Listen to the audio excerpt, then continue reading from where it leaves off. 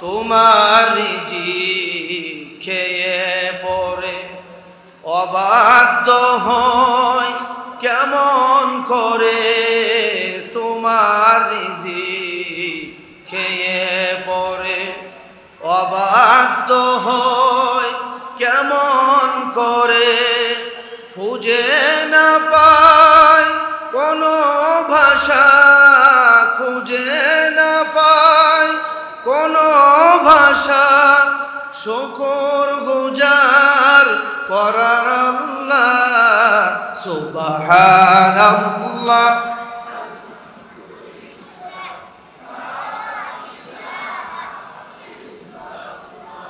তোমার দয়ায় মোদের ধরা সারা জাহান তোমার গড়া, তোমার দয়ায় মোদের ধরা সারা জাহান তোমার গড়া, তোমার পথে আমার জীবন, তোমার পথে আমার জীবন কবুল করো ওগো আল্লাহ সুবহানাল্লাহ।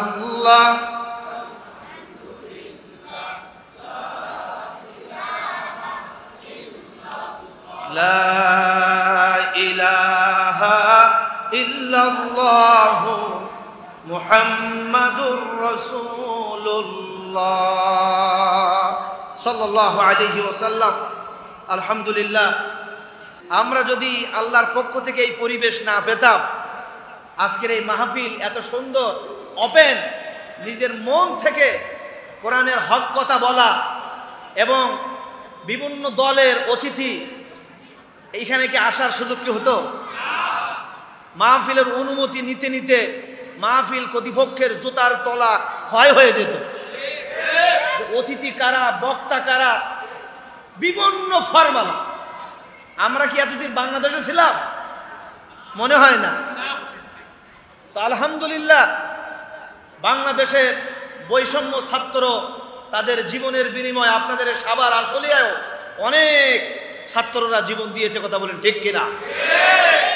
আমরা ওই সমস্ত শহীদ আবু সাইদ, শহীদ মুগ্ধ, গাজীরচটের মামুন বিপ্লব ভাই সহ এই সাভারে অসংখ্য মানুষরা জীবন দিয়েছে, রক্ত দিয়েছে, কষ্ট করেছেন। এই যে আল্লাহ পাক আমাদেরকে একটি বিনিময়ে একটি পরিবেশ দান করেছেন, এজন্য আমাদেরকে বেশি বেশি আল্লাহর তাসবিহ, আল্লাহর প্রশংসা, কৃতজ্ঞতা, ইস্তেগফার, আল্লাহর দরবারে বেশি বেশি আমাদের তওবা করা দরকার, কথা বলেন ঠিক কিনা? আল্লাহ তাআলা বলেছেন ফাসাব্বিহ বিহামদি রাব্বিকা ওয়াস্তাগফির ইন্নাহু কানা তাওয়াবা। বেশি বেশি আল্লাহর তাসবিহ, আল্লাহর কৃতজ্ঞতা, প্রশংসা, আল্লাহর পবিত্রতার বর্ণনা করো। ওয়াস্তাগফির, আল্লাহর কাছে কৃতজ্ঞতা, আল্লাহর কাছে ইস্তেগফার পাঠ করো।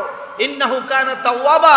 আর বলো রব্বুল আলামিন, আমাদের অনেক ত্রুটি ছিল, ভুল ছিল, আপনি দয়া করে পরিকল্পনা করে ওয়ামাকারু ওয়ামাকারাল্লাহ আল্লাহু খায়রুল মাকিরিন, আপনি আমাদেরকে এই জালিম স্বৈরাচারের হাত থেকে আপনি আমাদেরকে বাঁচিয়েছেন, তাকে পালাতে বাধ্য করেছেন, নতুন করে একটি পরিবেশ দান করেছেন। এই জন্য আমরা শুকরিয়া আদায় করবো কার? আল্লাহ। আরো একবার মন থেকে বলুন আলহামদুলিল্লাহ। লক্ষ্য করে দুরূদ আর সালাম বিশ্ব মানবতার মহান শিক্ষক, মহান ব্যক্তিত্ব রাসূল আকরাম সাল্লাল্লাহু আলাইহি ওয়াসাল্লামের উপর, যে হাবিবকে আল্লাহ তাআলা এই মাসে, এই রবিউল আউয়াল মাসে পৃথিবীর মানবতার জন্য, অন্ধকার যুগকে আলোকিত করার জন্য, মানুষদেরকে জান্নাতি বানানোর জন্য, আমাদের সকলের জন্য উত্তম আদর্শ হিসাবে যে আল্লাহ পাক হাবিবকে প্রেরণ করেছেন এই মাসে, সেই মাসে আমরা প্রাণ ভরে রাসূলের আমরা সালাম এবং দুরূদ পড়ছি। আরো একবার বলছি সাল্লাল্লাহু আলাইহি ওয়াসাল্লাম। মাগফিরাত কামনা করি হযরত আদম আলাইহিস সালাম থেকে শুরু করে আজকের এই মাহফিলের আগ পর্যন্ত যত নবীন, সিদ্দিকিন, শুহাদা, সাহাবা আজমাইন, আমাদের আপনজন, আত্মীয় স্বজন, জনম দুঃখিনী মা বাবা সহ এই সাভার আশুলিয়ায় অসংখ্য আমাদের মুসল্লি, অনেক ধর্মপ্রাণ মুসলমান, বিশেষ করে সর্বশেষ এই 2024-এর 5 তারিখ পর্যন্ত এই পর্যন্ত এই স্বৈরাচারের আমলে যত মানুষ জীবন দিয়েছে জালিমদের মোকাবেলা করতে গিয়ে, অসংখ্য আলেম ওলামা, বিশেষ করে আল্লামা বাবু নগরী রহমতুল্লাহ আলাইহি, আল্লামা আহমদ শফি রহমতুল্লাহ আলাইহি, আল্লামা সাইকুল হাদিস সাহেব থেকে শুরু করে নূর হোসাইন কাসিমি রহমতুল্লাহ আলাইহি, অসংখ্য আলেমরা এই জালিম স্বৈরাচারী শাসকের নির্যাতনের শিকার হয়েছে। কথা বলেন ঠিক কিনা? শুধু তাই নয়, সারা বাংলাদেশে দলমত নির্বিশেষে সমস্ত মানুষ যার কোরআনের তাফসীর শুনে রাতের বেলায় নিজের চোখের পানি অজান্তে বের হয়ে যায়। অসংখ্য অমুসলিমেরা মুসলমান গ্রহণ করেছে, অসংখ্য বেনামাজিরা নামাজি হয়েছে।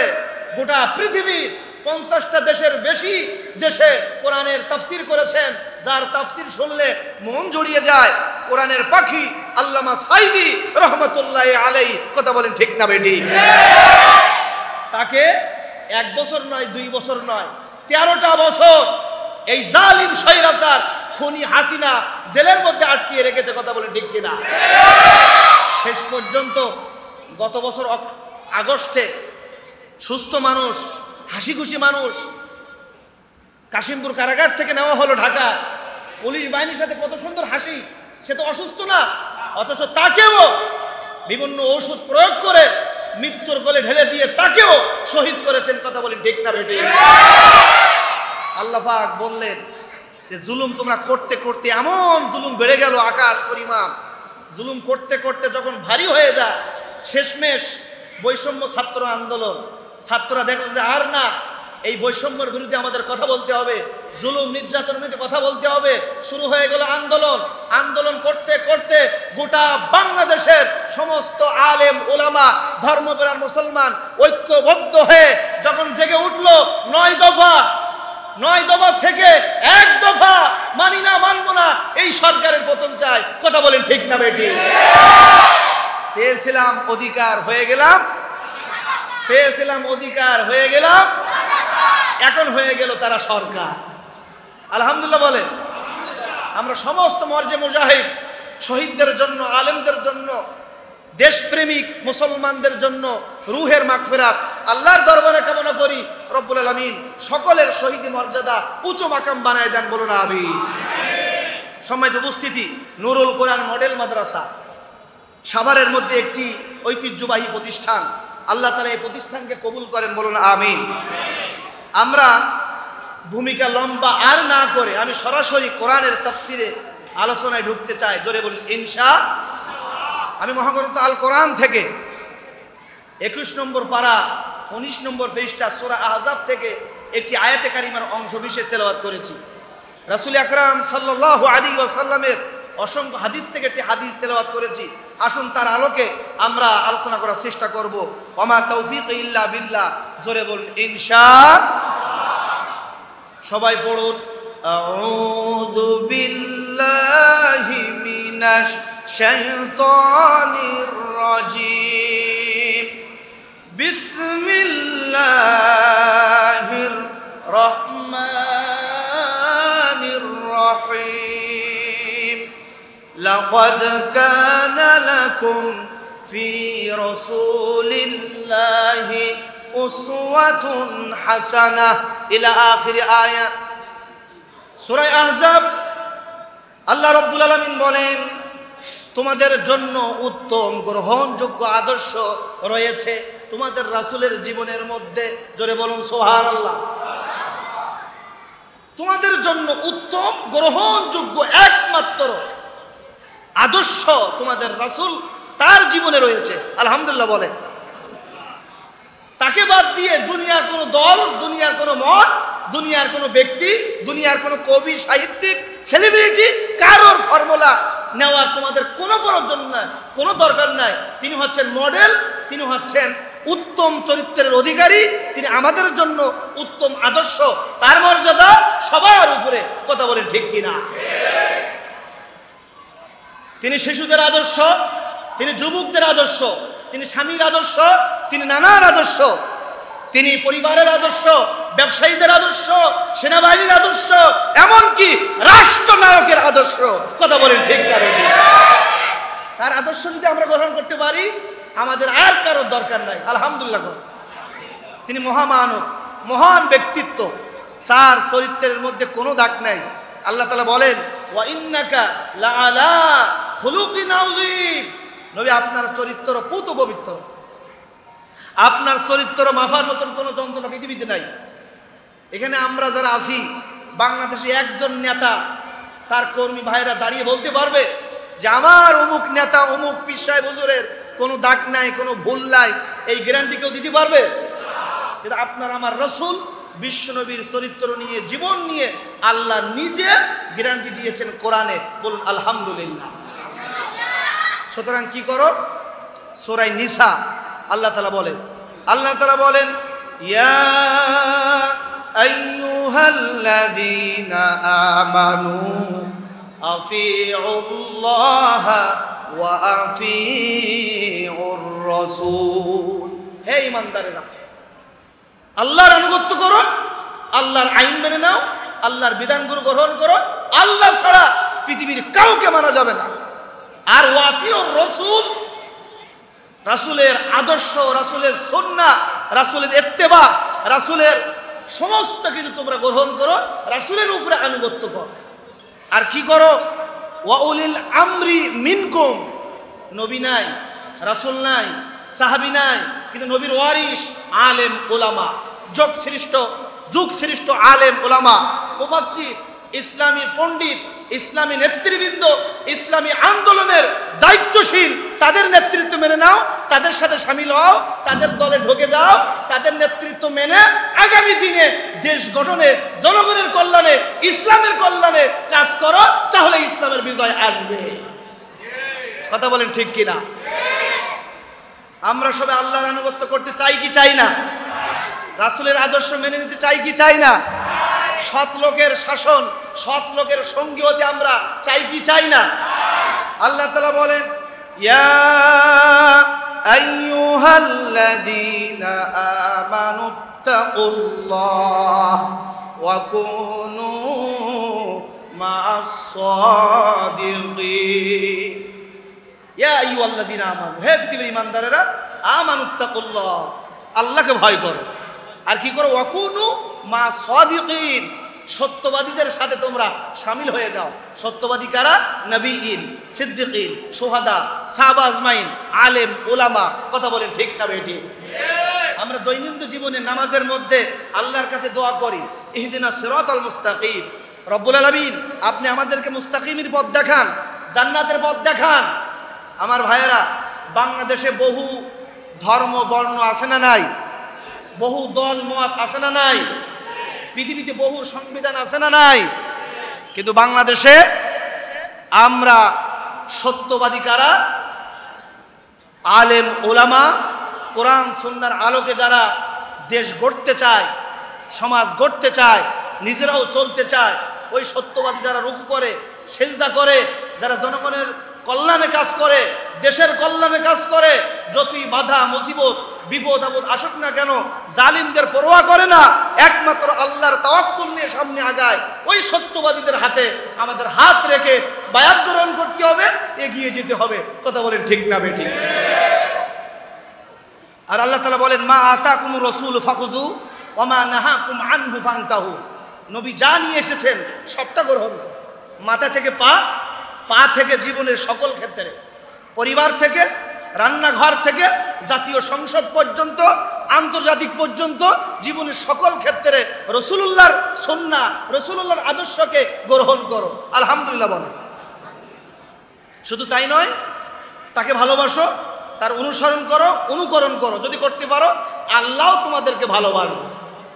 তার দলিল সূরা আল ইমরান 3 নম্বর পারা 13 নম্বর পৃষ্ঠা আল্লাহ বলেছেন, আল্লাহ তাআলা বলেন, কুল ইন কুনতুম তুহিব্বুনাল্লাহ ফাত্তাবিউনি ইউহিব্বুকুমুল্লাহ ওয়া ইয়াগফির লাকুম যুনুবাকুম ওয়াল্লাহু গফুরুর রহিম। নবী, আপনি বলে দিন, ইন কুনতুম তুহিব্বুনাল্লাহ, তারা যদি আল্লাহকে পেতে চায়, ফাত্তাবিউনি, তারা যেন তার রাসূলকে ভালোবাসে। এনে ভালোবাসার ব্যাখ্যা হচ্ছে অনুসরণ, অনুকরণ করে। যদি করতে পারে অবশ্যই আল্লাহ তাদেরকে ভালোবাসবেন, আল্লাহর মদদ তারা পাবে, আল্লাহর জান্নাত তারা পাবে। ওয়াগফির লাকুম, আল্লাহ তাদেরকে ক্ষমা করবেন। বলুন আলহামদুলিল্লাহ। আল্লাহু গফুরুর রহিম, তিনি ক্ষমাশীল। আমরা সেই রাসূলকে ভালোবাসতে চাই কি চাই না? কেমন ভালোবাসতে চাই? জীবনের চাইতেও বেশি ভালোবাসতে হবে। কথা বলেন ঠিক কিনা? আপনাদেরকে একটু উদাহরণ দেই। বাংলাদেশে মুসলমানেরা অনেক নবীর উম্মত আছে, কিভাবে রাসূলকে ভালোবাসে। একবার এক পীর সাহেব হুজুর মুরিদের বাড়িতে আসছে। কার বাড়িতে ভাই? মুরিদের বাড়িতে। তা পীর সাহেব এসে দেখতে পাচ্ছে মুরিদের বাড়িতে অনেক নারকেল গাছ, ডাব গাছ। মুরিদকে ডাক দিয়ে বলছে, বাবা তোমার বাড়িতে অনেক ডাব গাছ, একটু গাছে উঠো, ডাব পাড়ো। বহুদিন ডাব খাওয়া হয় না। ডাবের পানির মধ্যে ভিটামিন আছে না নাই? ক্যালসিয়াম আছে না নাই? উপকারী জিনিস আছে না নাই? পৃথিবীর সবচাইতে ভেজাল মুক্ত পানি আল্লাহর দেওয়া। কথা বলেন ঠিক কিনা? পৃথিবীবাসী ওখানে ভেজাল দিতে পারে না। ডাক্তাররা বলেছেন কেউ যদি একটা ডাব খায়, সাথে সাথে 10টা প্রতিষেধক ভিটামিন সাথে সাথে রক্তের মধ্যে ঢুকে যায়। আলহামদুলিল্লাহ বলে। দেখেন না যারা রক্ত দেয়, রক্ত দেওয়ার পরেই ডাব খায়, ডাক্তাররা বলে ডাব হচ্ছে আল্লাহর একটা নিয়ামত। তো পীর সাহেব মতো ডাক দিয়ে বলছে, বাবা একটি ডাব পাড়ো, গাছে উঠো।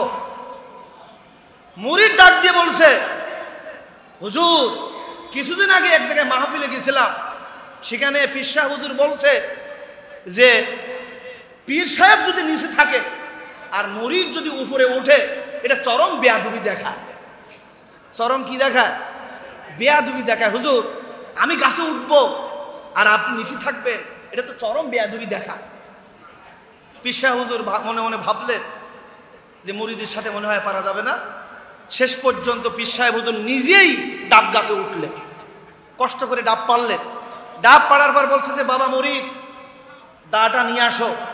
গাছে উঠলা না, ডাব পারলা না, তাহলে ডাবটা কাটো। বললেন, হুজুর এই নেন দা। আমি সেই মাহফিলে আমি শুনেছিলাম যে আমি যদি পীর সাহেব হুজুরের সামনে ধারালা দা নিয়ে যদি কোপাকপি করি, এটা তো আরো চরম বেয়াদবি।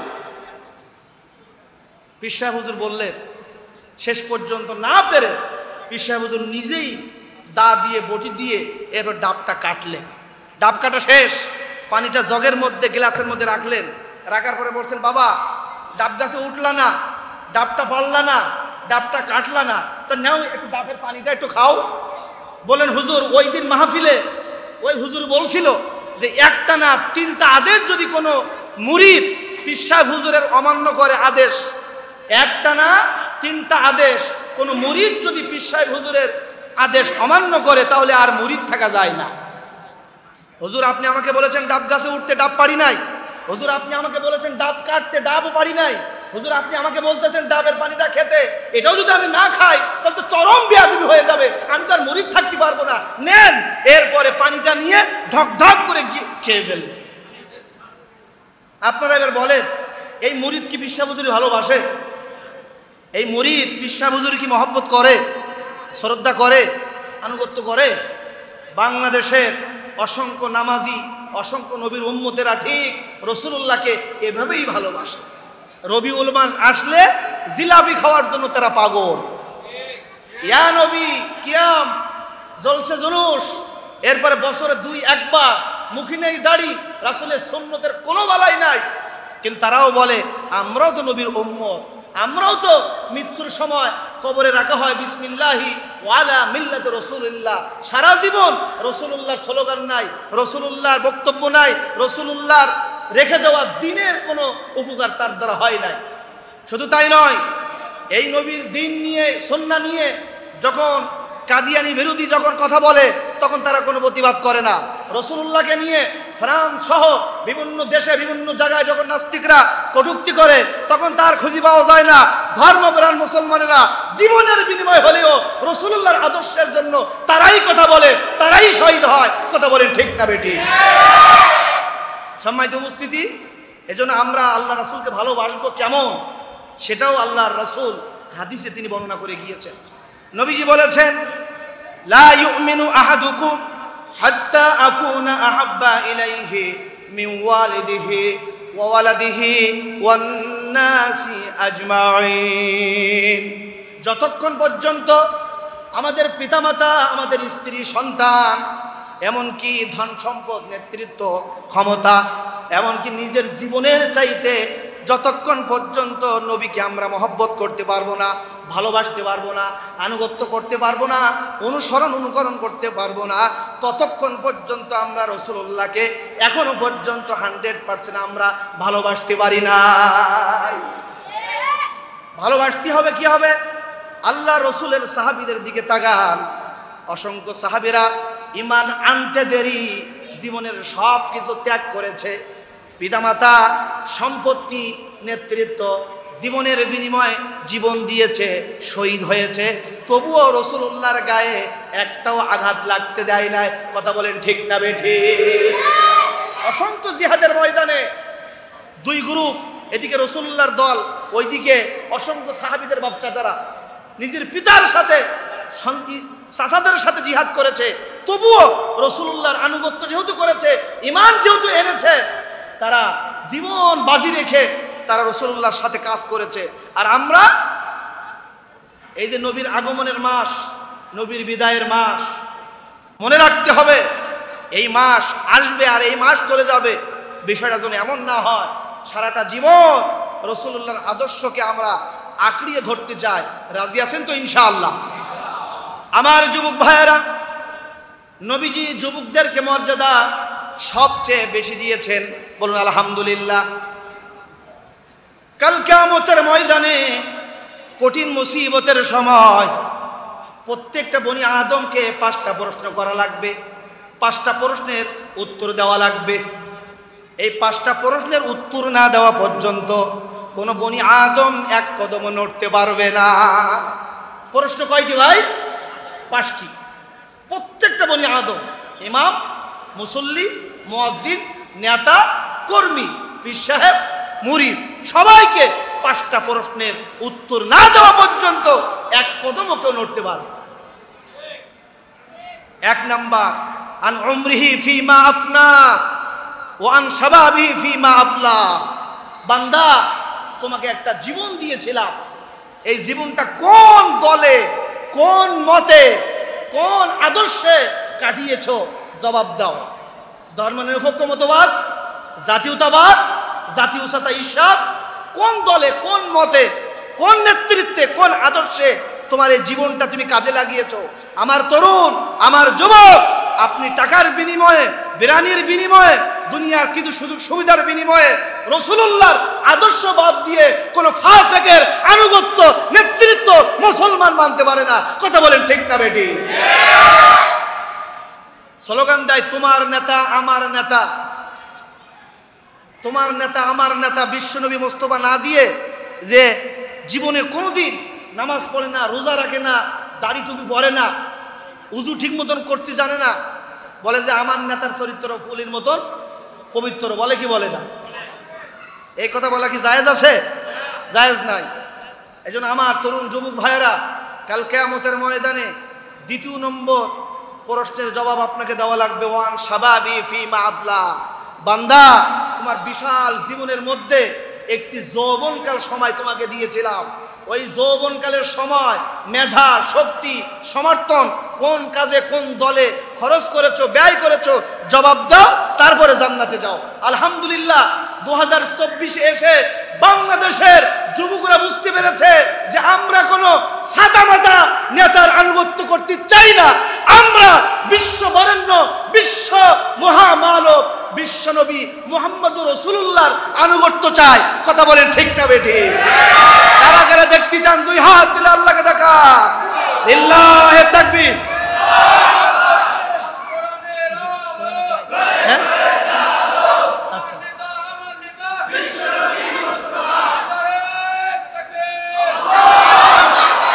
আল্লাহ কবুল করেন, বলুন আমিন।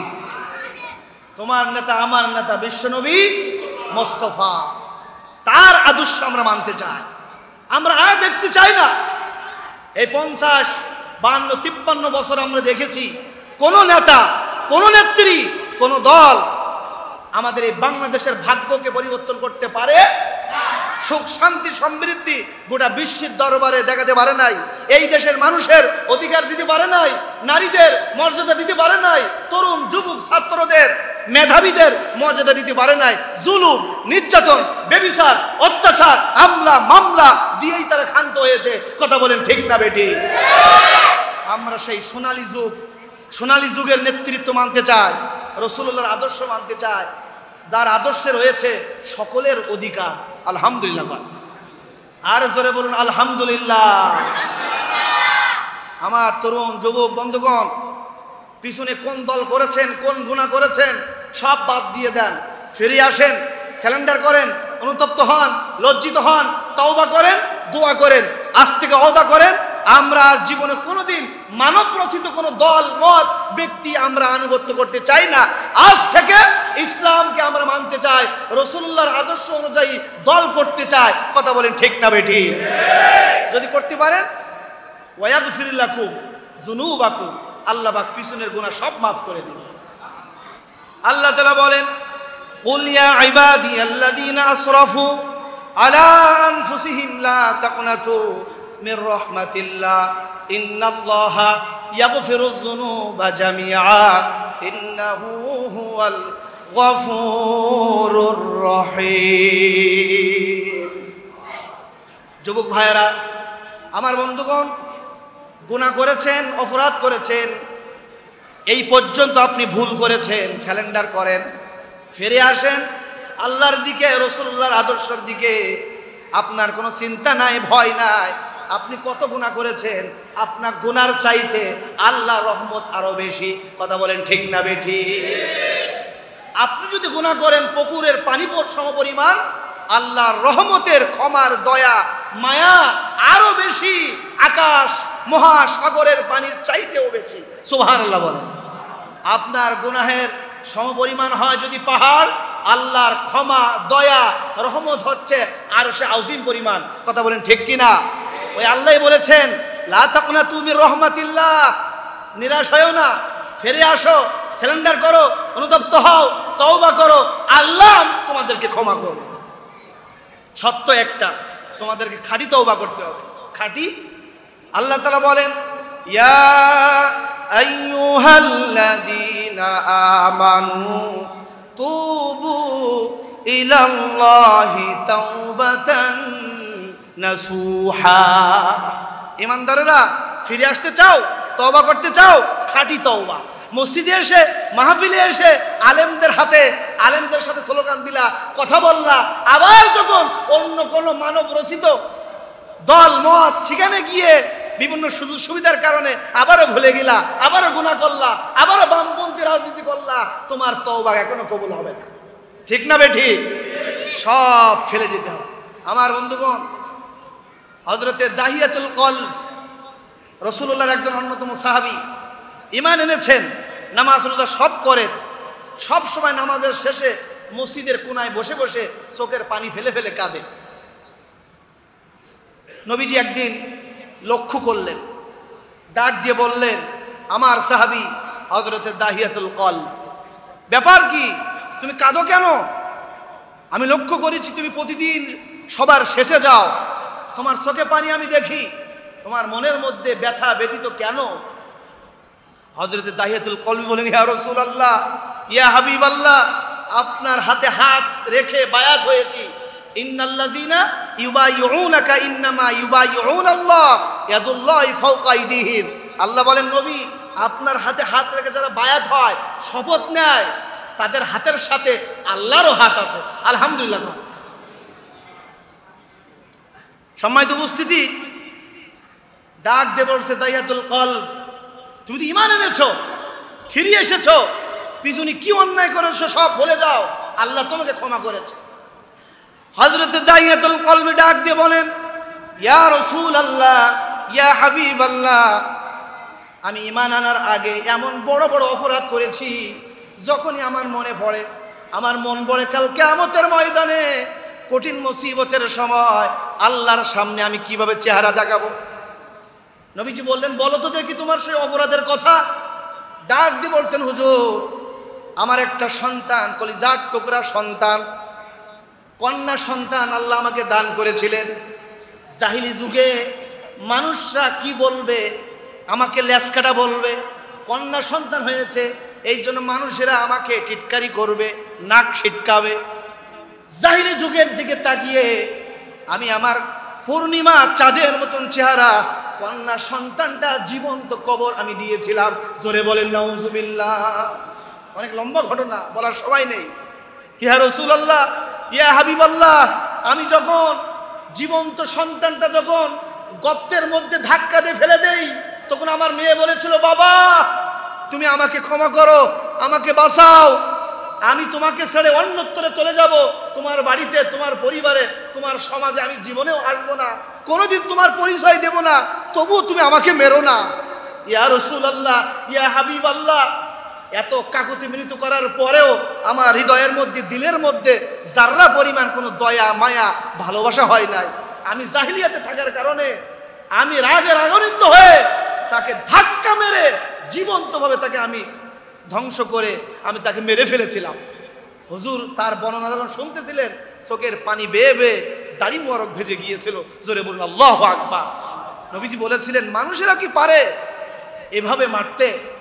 আমার বন্ধুগণ, এই নারীদেরকে, কন্যা সন্তানদেরকে সম্মান দিয়েছেন আল্লাহ, কোরআন, রাসূলুল্লাহ দিয়েছেন। পৃথিবীর কোনো ধর্ম, পৃথিবীর কোনো দল, কোনো ব্যক্তি মেয়েদের, নারীদের, স্ত্রীদের সম্মান ইসলাম দিয়েছে, পৃথিবীতে কেউ দিতে পারে নাই। কথা বলেন ঠিক না বেঠিক?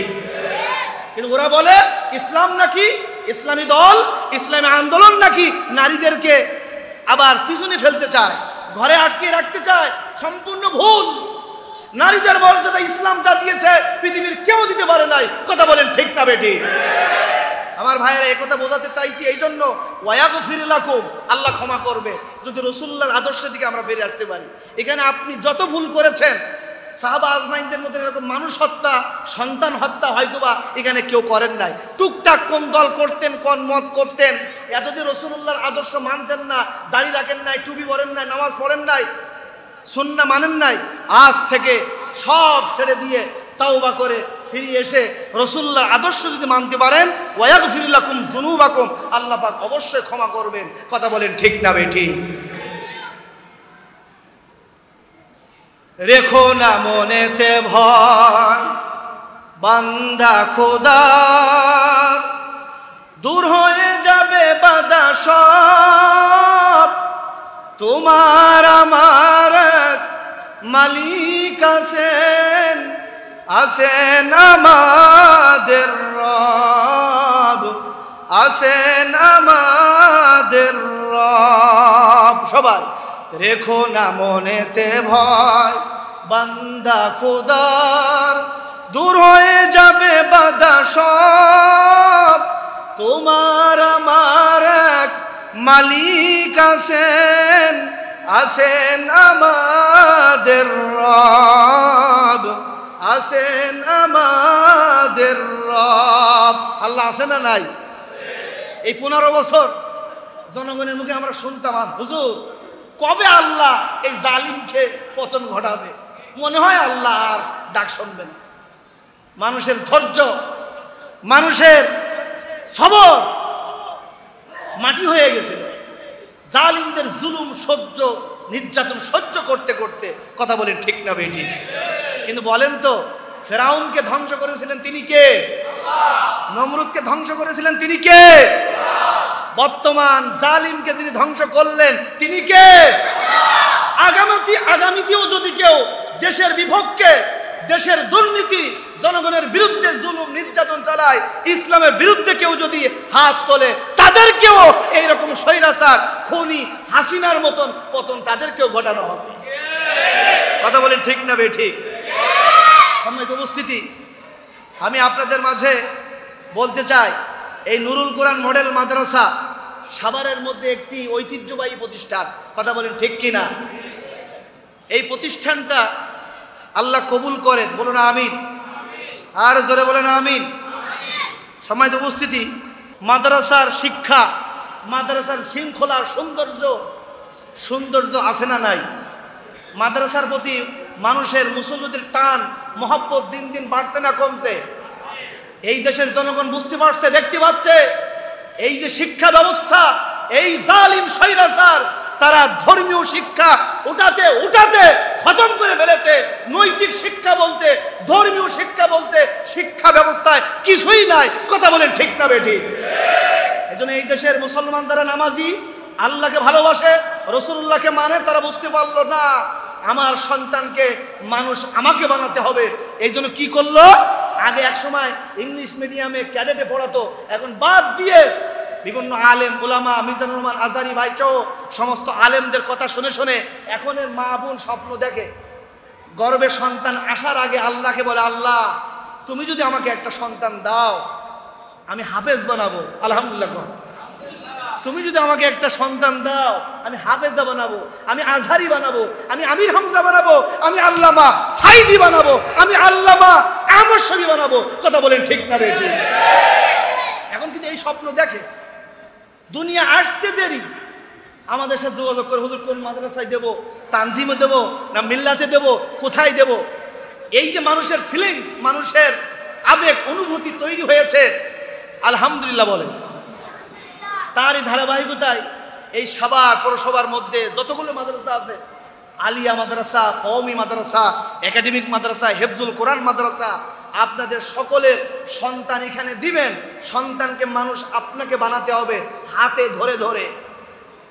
সন্তান দুনিয়ায় আসে মানুষের পেট থেকে, মানুষের পেট থেকে আসলেই সে মানুষ হয় না, তাকে মানুষ বানাতে হয়। আর তাকে মানুষ বানাতে হলে ধর্মীয় শিক্ষা, আল্লাহর কোরআনের শিক্ষা ছাড়া তাকে মানুষ বানানো সম্ভব না। ঠিক না বেঠিক?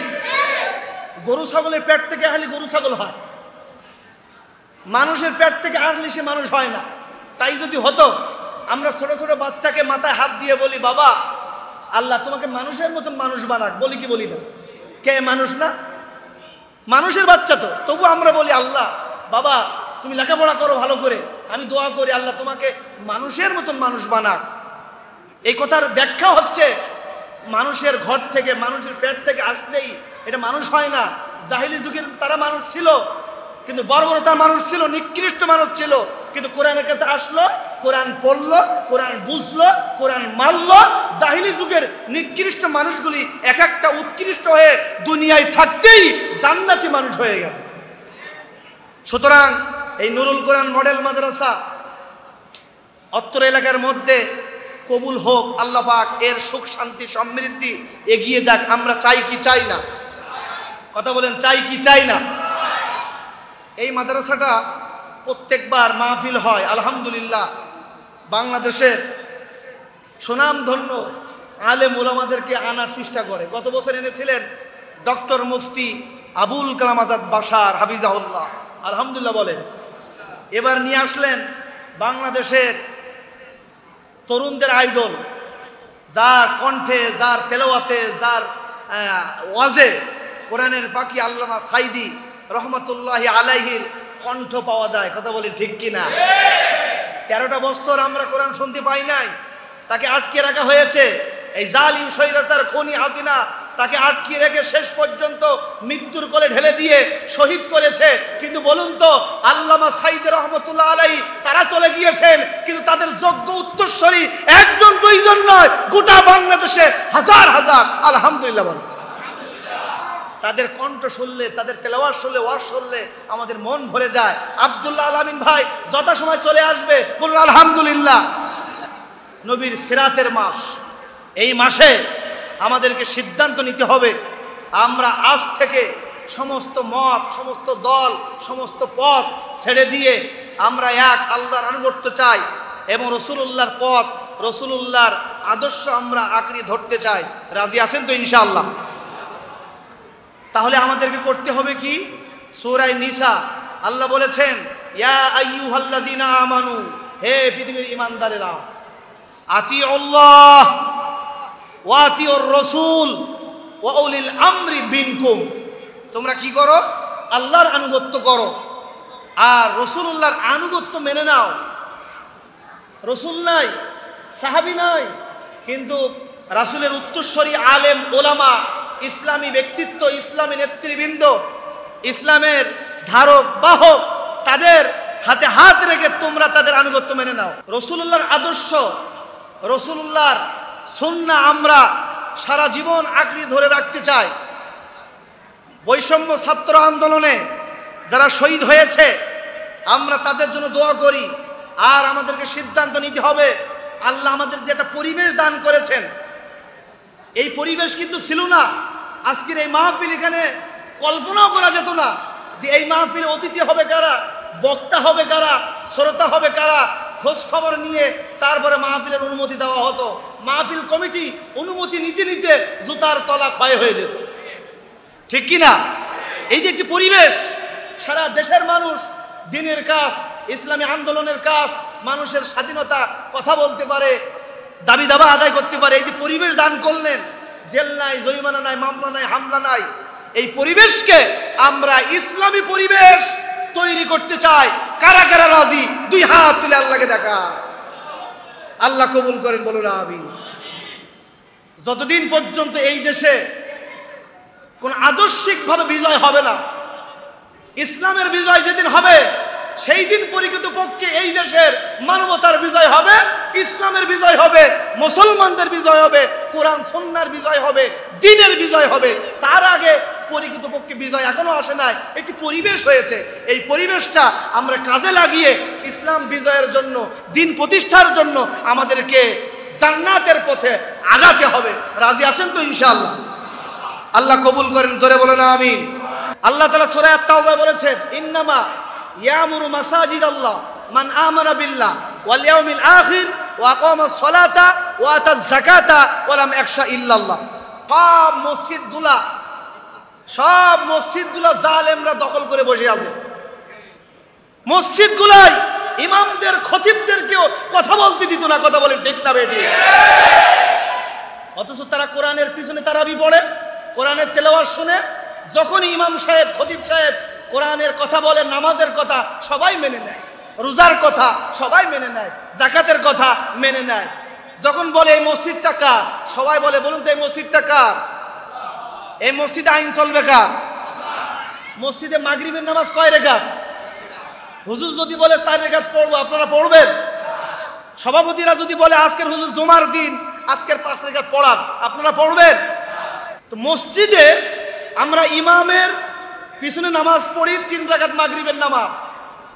জুমার দিন সকলের ছুটি আছে, যদি বলে আজকে আমরা 5 রাকাত পড়বো, 4 রাকাত পড়বো বা 1 রাকাত পড়বো না, আমরা কেউ মানবো? ইমাম সাহেব যদি ভুল করে, পিছন দিক থেকে লুকমা আছে না নাই? ইমামের পিছনে যদি সন্তান থাকে, সন্তানও বাবাকে ছাড় দেয় না, লুকমা দিয়ে দেয়। তাহলে মসজিদ কার ঘর? মসজিদে আইন চলে কার? এই মসজিদে এই যে 10 শতক জমা জায়গা, এটা আল্লাহর, এখানে যদি আল্লাহর আইন চলতে পারে, মানতে পারি, বলেন তো মসজিদ থেকে বের হয়ে সমাজটা কার? সার্বভৌমত্ব এই দেশটা কার? তা আমরা সমাজে, রাষ্ট্রে আল্লাহর আইন চাই কি চাই না? সৎ লোকের শাসন চাই কি চাই না? যখনই ইমাম, যখনই খতিব ইসলামী নৈতিক, ইসলামী আন্দোলন, কোরআনের বিধান, কোরআনের আইনের কথা যখনই বলতো, তখন ওই জালেমের উত্তরসূরিরা মাথা নিচা করে বলতো, হুজুরের ওয়াজ এখন আর হচ্ছে না, এখন রাজনীতি শুরু করেছে। এখন কি শুরু করেছে? রাজনীতি। কোন কোন মসজিদে সরাসরি অ্যাটাক, কোন কোন মসজিদে জুমার পর পরে হুজুরকে বিদায়। শুধু তাই নয়, আমি দেলোয়ার হোসেন হুজাইফি এই সাভারে 20 থেকে 22 বছর অবস্থান করছি। 2000 সাল থেকে এই পর্যন্ত আপনাদের এই সাভারের বুকে হেফজ পড়েছি, দাওরা পড়েছি, ইফতা পড়েছি, কামিল তাফসিরে লেখাপড়া করেছি, ছাত্র এই এলাকায় লেখাপড়া করে ছাত্র আন্দোলন করেছি, ইসলামী আন্দোলনের সাথে এখনো পর্যন্ত বাংলাদেশ জামাত ইসলামীর সাথে সুসম্পর্কিত আমরা আছি, আলহামদুলিল্লাহ। বলেন, এতদিন আমরা বলতে পারি নাই, কিন্তু বলার সময় এখন এসেছে। কথা বলেন ঠিক কিনা? মুসলমান কোনো বাম রাজনীতি করতে পারে না, ধর্মনিরপেক্ষতাবাদ করতে পারে না, জাতীয়তাবাদ করতে পারে না। আলেম, মুসলমান, মুসল্লি, যে কোনো একটা ইসলামী দল আপনাকে করতেই হবে। ভাই জামাত ইসলামী করেন না, সরমনা হুজুরের দল করেন না, মামুনুল হকের দল করেন, যেটাই হোক ইসলামী দল করতে হবে। কোনোদিন ফাসেক ফুজদারের জালিমদের দল করা যাবে। তো আলহামদুলিল্লাহ আমি কেন্দ্রীয় ইবাদুল্লাহ মসজিদে ছিলাম 8 বছর। কয় বছর? সবসময় হকের পক্ষে কথা বলেছি, কোনো সময় ছাড় দিয়ে কথা বলি নাই, চেষ্টা করেছি। অনেক হুমকি ধমকি, ওপর থেকে ফোন। সর্বশেষ আল্লামা সাইদি রহমাতুল্লাহি আলাইহি তিনি যেদিন মারা যান, আমরা ঠিক থাকতে পারি নাই, আমাদের আবেগ অনুভূতি একটু বেশি ছিল। আল্লাহর কাছে দোয়া করতাম, রব্বুল আলামিন কোরআনের পাখি আল্লামা সাইদি আবারও ফিরে আসবে, কোরআনের ময়দানে আসবে, জনগণকে কোরআন শোনাবে, আগামী নেতৃত্ব দিবে, এই স্বপ্ন দেখতাম। যখন জালেমরা তাকেও শহীদ করলো, আমরা আবেগ অনুভূতিতে কাঁদা শুরু করলাম। শেষ পর্যন্ত ঢাকায় একটি জানাজাও পড়তে দেয়নি। তিনি একজন পার্লামেন্টের সদস্য, দেশবরেণ্য আলেম। বাংলাদেশ জাতীয় মসজিদ বাইতুল মুকাররমে কত নেতার জানাজা হয়, তার জানাটা ঢাকাতে পড়তে দেয় না। আমরা কি করলাম, কষ্ট করে পিরিজপুরে চলে গেলাম। পিরিজপুরে যাওয়ার কারণে পরের জুমায় এসে জুমায় একটু আল্লাহর কাছে দোয়া করলাম সব আলেমদের জন্য। এই মিডিয়া ম্যান সাক্ষী আছে, সমস্ত আলেমদের জন্য। আমি বলেছিলাম যে বাংলাদেশে বড় বড় আলেম চলে যাচ্ছে, আহমদ শফি সাহেব চলে গেলেন, বাবুনগরী চলে গেলেন, নূর হোসেন কাসিমি চলে গেলেন, তারই ধারাবাহিকতায় আজকে আল্লামা সাইদি কোরআনের পাখি তিনিও চলে গেলেন। এভাবে করে আমরা একটু কথা বলেছিলাম, দোয়া করেছিলাম। বেশি দূর যাওয়া লাগবে না, আপনাদের সাভার উপজেলার ভাইস চেয়ারম্যান সাবেক, নাম বলতে চাই না, তার পরের জুমা আমাকে আর পড়াতে দেয়নি। গোটা বাংলাদেশ জানে আলেম ওলামা, পরের জুমা আমাকে আর মসজিদে ঢুকতেই দেয় নাই। পুলিশের মাধ্যমে ফোন, থানা থেকে ফোন, বিভিন্ন হুমকি ধমকি দিয়ে আমাদেরকে এইভাবে নির্যাতন চালিয়েছে। এখনো পর্যন্ত মুসল্লিরা সাক্ষী। এরপরে গত জুমায় আমাকে ডাক দিয়ে একটি সংবর্ধনা অনুষ্ঠান দিয়েছে, পরের জুমা আমাকে একটু বিদায় নিতে দেয় নাই, যেখানে এক থেকে 10 বছর খেদমত করেছে। তো জালেমরা আলহামদুলিল্লাহ আপনাদের সোবানবাগ মসজিদের কমিটি, আমি 2 জন ব্যক্তির সাথে আমার পরিচয় হলো, 2 জনই নামাজি, 2 জনের মুখে দাড়ি। আলহামদুলিল্লাহ বলে মসজিদ কমিটি তারা হবে যারা নামাজি। ইন্নামা ইয়ামুরু মাসাজিদাল্লাহ মান আমানা বিল্লাহ ওয়াল ইয়াউমিল আখির ওয়া আকামাস সালাতা ওয়া আতাজ যাকাতা ওয়া লাম ইয়াখশা ইল্লাল্লাহ। মসজিদের রক্ষণাবেক্ষণ করবে, মসজিদের নেতৃত্ব দিবে তারা যারা আল্লাহর প্রতি ঈমান আনে, নামাজ কায়েম করে, যাকাত প্রদান করে, ওয়া লাম ইয়াখশা ইল্লাল্লাহ, আল্লাহ ছাড়া কাউকে ভয় করবে না। কথা বলেন ঠিক কি না? সোবানবাগ মসজিদ সহ প্রত্যেকটা মসজিদে এরকম ইসলাম ওয়ালারা যেন দায়িত্বে আসতে পারে, সেদিকে আমাদের সজাগ রাখতে হবে। কথা বলেন ঠিক না বেঠিক? আল্লাহ আমাদের সমস্ত মসজিদ কমিটিদেরকে সুন্দরভাবে মসজিদ চালানোর পরিচালনা করার তৌফিক দান করেন, বলুন আমিন।